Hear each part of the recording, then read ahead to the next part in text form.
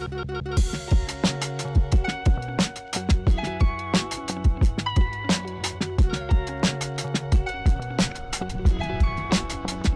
folks, welcome to this exciting video where you once again join us in the wild landscape of Scotland.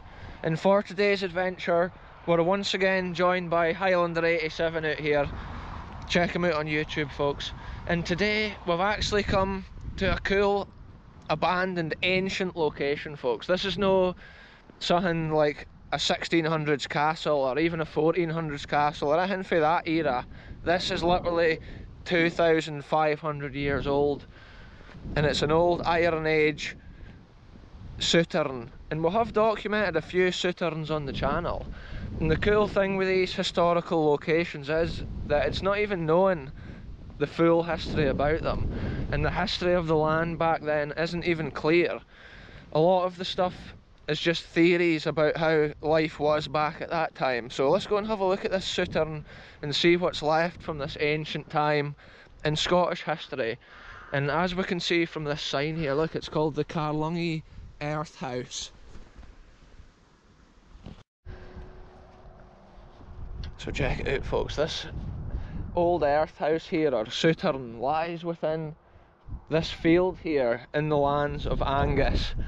And from other ones we've visited, you can actually see similarities between the souterrains. A lot of them are often like built under the ground. They're basically like trenches which had big stones over them for like a roof. That's the Pitcairn one. Yeah, look at this here, folks. Oh aye, it shows the Pitcairn souterrain, which we have been at in a previous video, folks. We actually found it within the long grass near Pitcairn Castle, and that's a cool illustration of how it may have been back in the day. I reckon there would have been earth and stuff over these. Yeah. I think that's just showing how it would have been for the illustration. And the theory is they obviously lived back at that time and the house is on the surface, and they reckon that they used to store their food and whatever other supplies down in these places under the ground, so they stayed for longer, like stayed fresh and eatable, edible. And look at this, this may have been one of the original entrances. It is cool to see, and it is amazing to theorise of this ancient history, considering these stones were literally put in like 2,500 years ago. Man was walking in this spot right here. Yeah, this is an interesting little side channel here, and you've got to think, what was that? And see, a theory, there could be another underground bit there. Because as we've seen from those previous ones, these were often like circles within circles and spirals with like little tunnels and little doors leading through to different sections. A bit like you can see here. It's almost like this would have been a wee entranceway through, and most likely there can be another spiral here. It's maybe fallen in or covered up. Most of the time these were ploughed up from farmers or whatever. Even in like the 1800s, when they had their horses and they were ploughing the land, they often struck a hard, like flat stone in the ground, and once they did a bit of investigation, they lift the stone, and then there's all this labyrinth of underground tunnels and cavities, and it truly is history from lives so long ago that we can hardly comprehend how ancient these structures are, and the history, the way they're constructed in the land. It's just like a scar or a skeleton, buried for so long, and that's kind of what protected a lot of them. Yeah, it's got these interesting little corridors. That's similar to the one we saw that led to the other section on the Pitcairn souterrain. And also we've been to like the early souterrain and a few other ones, and each souterrain we go to is in like a different level of decay.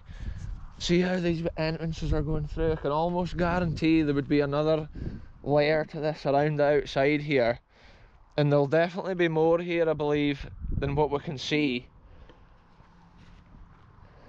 Yeah, this is interesting here, folks. Look at this. It's got this little tunnel at the side, and I'm thinking we'll go and have a wee look. Where does it lead? Within the structure, you have to imagine, why would they have had this was it an area for the man to walk around the storage, so he didn't have to go right through climbing over everything.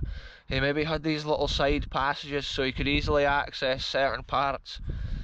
And just look at the character of that, the way it's built, the way it's constructed. Often with these souterrains you find that the stones curve around, so they get narrower the higher up they get, and then the big slab stones were put across the top, giving excellent strength.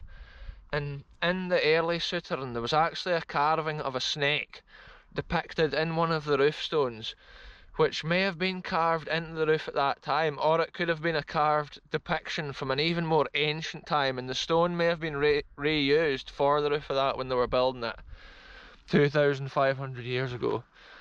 And that shows how ancient the true history of these lands in Scotland are, and how far back civilization goes in these lands.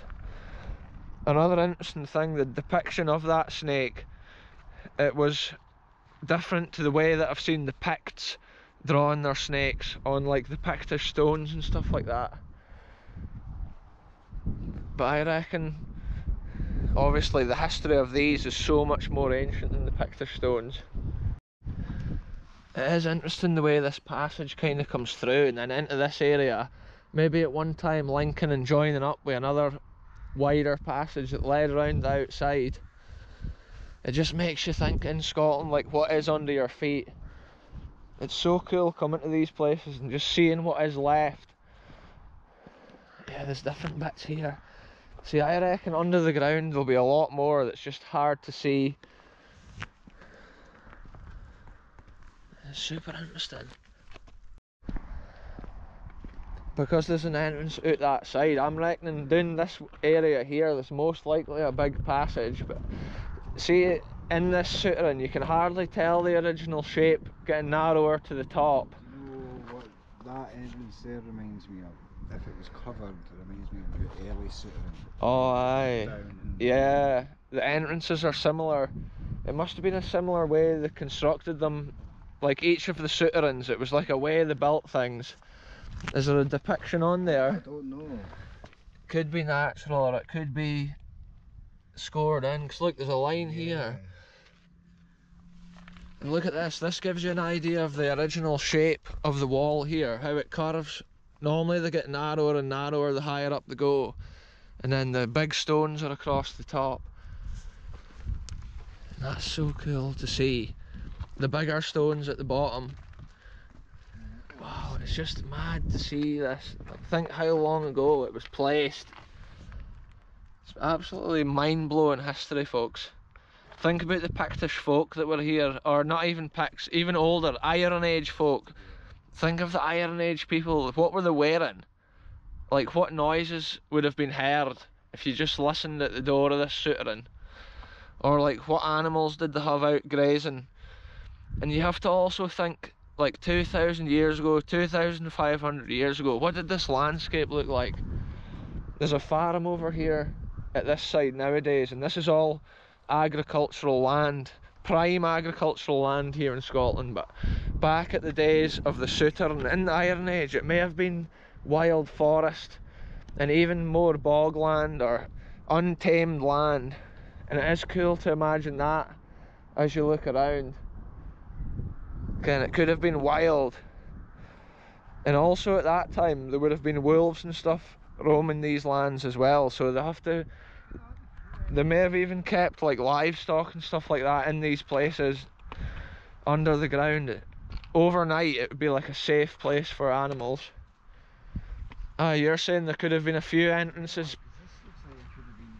Yeah, I was thinking that may have been one of those passages that would keep going around also like into that area where that passage goes, but you never know. I don't know, really. It's maybe just been little side areas. Sort of stops when you're in. Oh aye, see, there's maybe been something else at this side even, Maybe. because there's so much been taken away by the looks of things. Yeah. Sometimes in Scottish history at certain times, stones and boulders and rocks were taken from places like this and used for more modern builds, and that could be where some of the big flat stones have gone from this place, because there's obviously so much of this structure that's gone. This is the similar entrance to what we saw at like the Carlungie Souterrain. But yeah, it's just magical to see that and just think how old it is and the sort of history that's on these lands. Hardly seen and hardly documented. Just because it's in like the middle of a random field in Scotland, nobody makes a point of even like coming to see this sort of stuff quite often. When you actually start considering how old it genuinely is, it's just eye-opening. And it's so good that it looks well kept. The grass is cut. It's been a fun wee adventure just to come and look at it and see what is left of this history. Look at this, folks. This here was actually found at Carlungie. It's a Roman amphora found at Carlungie. May have held wine from the continent. And that is just incredible. And look, it was, yeah, look at that thing there, folks. It's an incredible, it says it's inlaid with blue glass. This expensive brooch was found nearby. It was made in Roman France around AD 100 to 200. And that shows you the history that was in these, like, yeah, it was in these lands after the Souterrain was in its prime. The lands continued to be lived on as that mad history that you hear about was being lived out. These are the places where these Roman people were standing and dropping things like this. Maybe in a battle with the people around here that were trying to defend their land from anybody if they're coming from Rome all the way up here.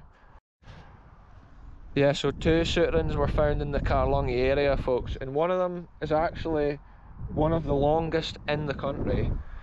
And that's a mad bit of history. So maybe stay tuned in the next video, actually, folks. We'll be going potentially to that Souterrain for a look. So it's interesting to compare this one and then that one, which is within the similar area. And yeah, it's just super interesting looking from here down onto this area. The way it's got that small passage or waterway, it makes you think, what did they have stored in there at that time? Or there might have been little chambers at the side for different things that they needed. Maybe important figures got their bedroom underneath the ground in a full safe area, whereas the others may have stayed out on the surface. That's the only one that's still covered. So there we are, folks. We're now going to leave this ancient structure in peace, and this is a truly ancient structure, and it's so cool to document things like this on the channel. Little nuggets of Scottish history from all times, and it's magic to see it and the character of the land that it's hidden within. Imagine we just stumbled upon it. Right, folks, that's us just about back to the car now, so I'm going to end this video here. Thanks very much for watching. Goodbye from me, goodbye from Highlander87. Remember and check him out on YouTube, and yeah, click subscribe on his channel. He's just started his channel recently and he's just growing it, so the more subscribers he gets and comments and stuff like that, it just boosts it, boosts all the algorithm. Anyway, we're ending it here. We'll see you soon.